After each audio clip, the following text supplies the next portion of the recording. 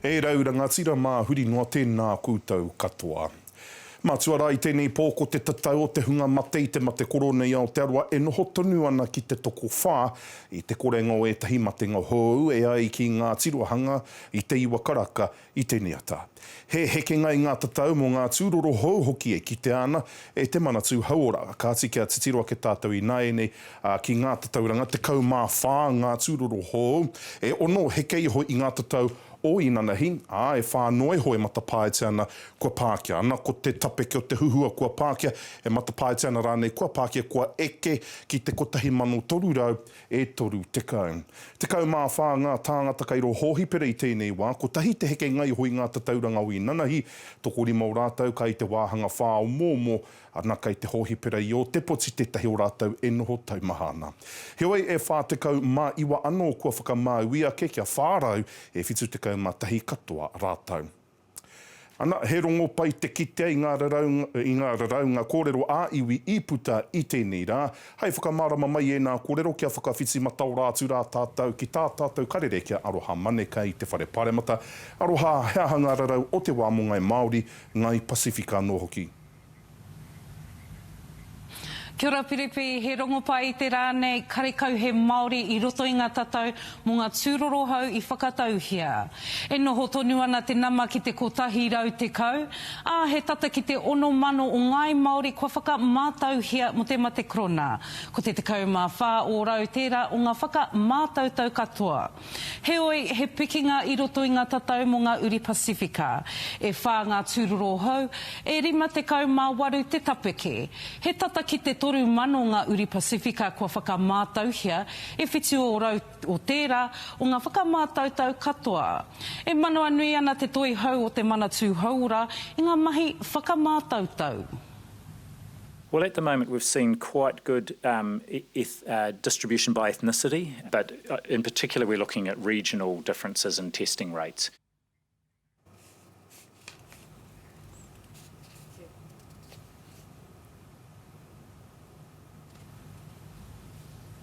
E ai kia tāku te Bloomfield, kua heke te nama o te hunga, e haere ana ki ngā tari mate ohotata, he nui te hunga e wai ana ki Healthline, he taumaha te mate. Nā rere hea ki nui ki te hunga e tino maiwiwi ana, ne?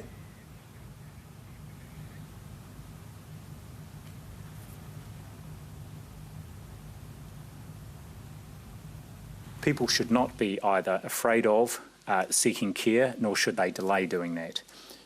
Emergency departments, doctors' surgeries, after-hours facilities all have in place very clear processes to separate out people who might have respiratory symptoms and might be being investigated or subsequently investigated for suspected COVID-19 from others who are seeking care for other conditions.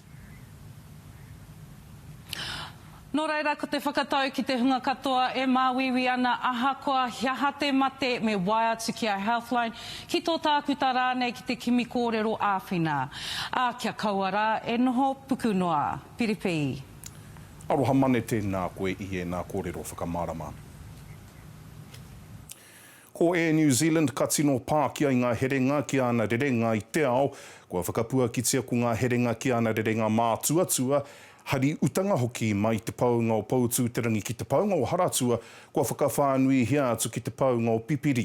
Hei kōrero i tēnei take kia tahuria ke tātou ki tā tātou karere kia D'Angelo Martin, kai te taunga rererangi o Tāmaki Makaurau i tēnei wā. D'Angelo, nā wai i he kātahi ka he ke atu mo Air New Zealand?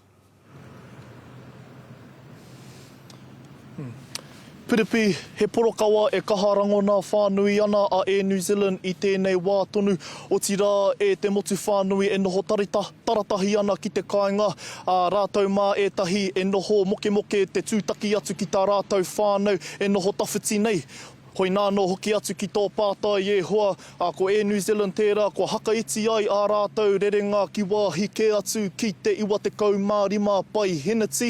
Nā runga i te mōhio, kare anō ai te kāwanatanga kua hikina i te rāhui tāwhai. Arā ko tēnei mate korona, te tino take, kua heke, kua hetia ngā āhuatanga o tēnei pakihi.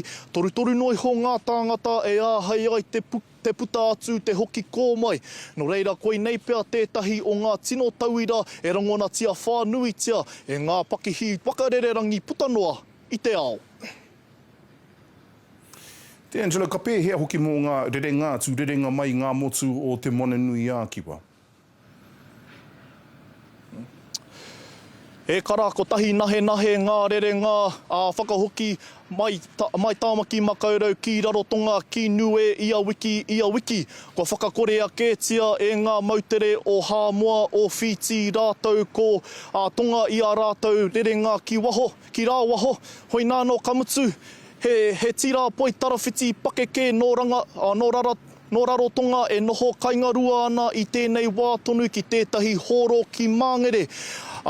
Whātekau matahi katoa o rātou i tēnei āhuatanga, rā kua i pā mai tēnei o ngā take ki runga i a rātou i tā rātou. Hokinga mai ki te kāinga mai Amerika, i reira tūwai he tono mana neti pōro, Golden Oldies, ko tēnei te āhuatanga hoi nāno, ko puta mai te whakatau, ko whai pūtea tautoko rātou, i tēnei wā mai te kāwanatanga o rarotonga, hākua ngā āhuatanga o te wā, he wairua, he whakaaro pai tā e nei mā reikura toa.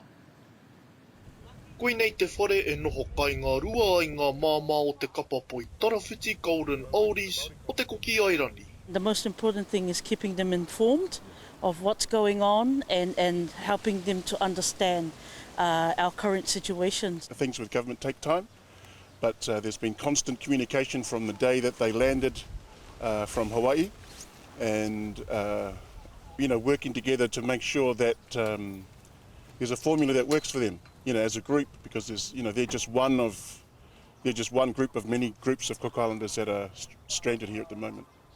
Ara atu ana ngā taumahatanga ki a rātou. E rua ngā wā he kuia ka hohi peratia nā te māwiwi te take. One woman went to Middlemore. In fact, she had to go twice because of an asthma complaint. And just this week we were also able to link with another Cook Island group out in Mount Wellington, Allied Healthcare, and they were able to provide a top-ups for all their medication.